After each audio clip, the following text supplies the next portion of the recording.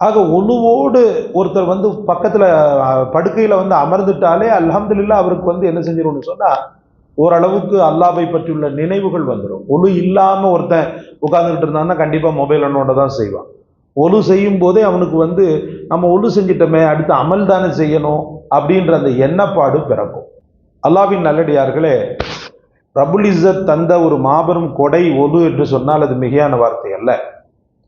ஏனால் ஒழு என்று சொல்லக்கூடிய அங்க சுத்தி உள்ளத்தையும் தூய்மைப்படுத்துகிறது. உங்களுக்கு நான் ஏற்கனவே சொன்னதுண்டு, இரவில் தூங்க போகும் முன்பு ஒருவர் ஒழு செய்து விட்டு தூங்கினாரேயானால் அவரோடு ஒரு மலக்கு இணைந்து கொள்கிறார். இவர் செய்ய வேண்டிய அத்தனையும் அவர் செஞ்சிருவார். இரவுல தௌபா செய்யணும், இரவுல துவா செய்யணும். இந்த ரெண்டுமே இரவு நேரத்தில் செய்யும் போது தான் ஒரு நமக்குன்னு சொல்லிட்டு ஒரு சக்கீனத்து, ஒரு ஓர்மை நிலை அப்படின்றது ஏற்படும். அந்த ஒரு இதை இவருக்கு பதிலாக அந்த மலக்கு செய்ய ஆரம்பிச்சிருவார். அந்த மலக்கள் என்ன செய்வாங்கன்னு சொன்னா, ரப்பே மன்னிச்சிரு, இவரை மன்னிச்சிரு, இவரை மன்னிச்சிரு, ஒட்டி கொள்வார். அந்த உடலோடு ஒட்டி கொள்வார் என்று சொல்லப்படுகிறது. அந்த ஒழு செய்த அந்த பர்சன் இருக்கிறாரே, புகாரில் வருகிறது, அவரோடு இவர் ஒட்டி கொண்டு யா அல்லாஹ் இவரை மன்னித்து விடு, இவர் மன்னித்து விடு, இவன் தூங்கிடுவான். ஆனால் அவர் தூங்க மாட்டார். ஒரு ஒழுவுக்கு அல்லாஹ் கொடுக்கக்கூடிய பாக்கியத்தை பாருங்க. இன்னைக்கு சமூகம் எதோடு தூங்குது? மொபைலோட தான் தூங்குது. கடைசியில் அவர் பார்க்கறது மொபைலில் தான் இருக்கும்.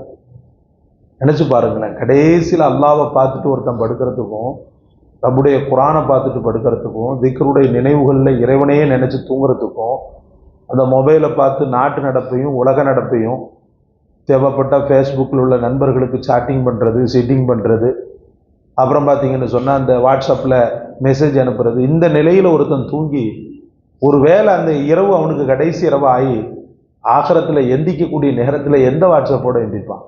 எல்லாம் பாதுகாக்கணும். எல்லா மக்களுக்குமே இந்த பாவம் இருக்கிறது. அந்த பாவத்திலிருந்து ஹிதாயத்தை அல்லாஹ் தான் தரணும், வேறு யாருமே தரக்கூடாது, தர முடியாது. ஆக ஒழுவோடு ஒருத்தர் பக்கத்தில் படுக்கையில் அமர்ந்துட்டாலே அல்ஹம்துலில்லாஹ் அவருக்கு என்ன செஞ்சிரும்னு சொன்னால் ஓரளவுக்கு அல்லாஹ்வை பற்றியுள்ள நினைவுகள் வந்துடும். ஒழு இல்லாமல் ஒருத்தன் உட்கார்ந்துக்கிட்டு இருந்தான்னா கண்டிப்பாக மொபைல் நோண்ட தான் செய்வான். ஒழு செய்யும் போதே அவனுக்கு நம்ம ஒழு செஞ்சிட்டோமே அடுத்து அமல் தானே செய்யணும் அப்படின்ற அந்த எண்ணப்பாடு பிறக்கும். இன்னொன்று நான் சொல்லவா, ஒழுவுடைய நிலையிலேயே ஒருத்தர் தன் மனைவியோடு சல்லாபம் புரிகிறார். அது இபாதத்துன்றாங்க. கசாலி ரஹ்மத்துல்லா உச்சமா சொல்லுவாங்க, அந்த நிலையில ஒரு கரு உருவாகி அதுவே அல்லாஹு தாலா உலகத்துல பிரசவிக்க வச்சான்னு சொன்னா அவன் இறைவனின் நேசனாக பிரசவிக்கப்படுகிறான் அப்படின்வாங்க கசாலி ரஹ்மத்துல்லா. ஒழு செய்த நிலையில ஒருத்தன் தாம்பத்திய உறவில் ஈடுபட்டு அதன் மூலமாக ஜனித்த குழந்தை இந்த உலகத்தில் பிரசித்தி பெற்ற அல்லாஹ்வின் நேசனாக இந்த உலகத்தில் என்ன செய்கிறது? வாழ்கிறது அப்படின்னுவாங்க. சமூகம் இதுல ரொம்பவும் ரொம்பவும் ரொம்பவும் பின்தங்கிய நிலையில இருக்கிறது. அல்லாஹ் பாதுகாக்கணும். நல்ல உழுவே செய்யறது இல்லை. சில பேர் ஏதோ பேருக்கு இப்படி இப்படி இப்படி கிடக்கிறாங்கன்னு சொல்லிட்டு முடிச்சுட்டு அதனுடைய தர்த்தீப் என்ன, அதனுடைய ருக்கூன்கள் என்ன, அதனுடைய சுன்னத்துக்கள் என்ன, அதனுடைய பரந்துகள் என்ன, அது கூட சமூகத்திற்கு தெரியாத ஒரு அவல் நிலையில தான் நம்ம என்ன செஞ்சுக்கிட்டு இருக்கிறோம்.